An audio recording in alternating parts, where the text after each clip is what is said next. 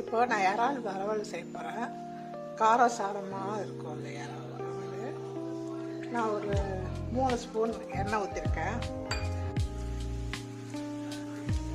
இந்த ஸ்டேஜில் தக்காளி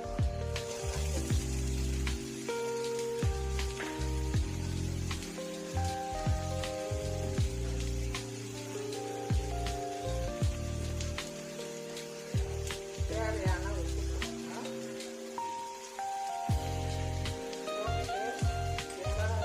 நம்ம இஞ்சி பூண்டு பேஸ்ட் நிறைய போட்டால் தான் வந்து வாய்வு பண்ணாது.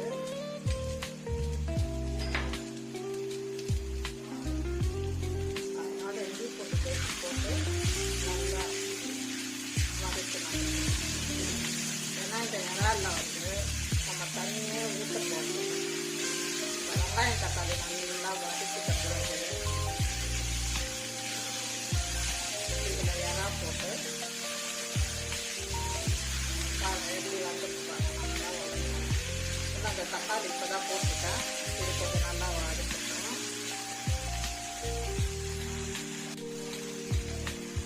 இப்போ இதுக்கு தேவையான மிளகாத்தூள், நான் மிளகா தனியாக ரெண்டுமே சேர்த்து தான் வறுத்து கொடுத்தேன். அந்த தூளை தான் நான் வந்து இன்னைக்கு போடுறேன்.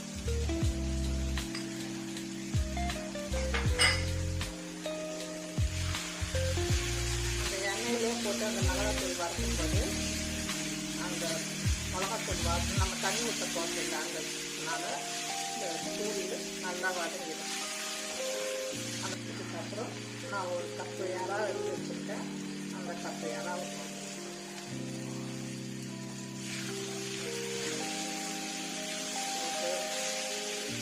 நல்லா வதக்கிட்டு தண்ணி ஊற்ற போட்டில்ல, அப்படியே தான் நான் மூடி போட்டு ஒரு 5 நிமிஷம் ஸ்லோ ஃப்ளேமில் வைக்கப்போம்.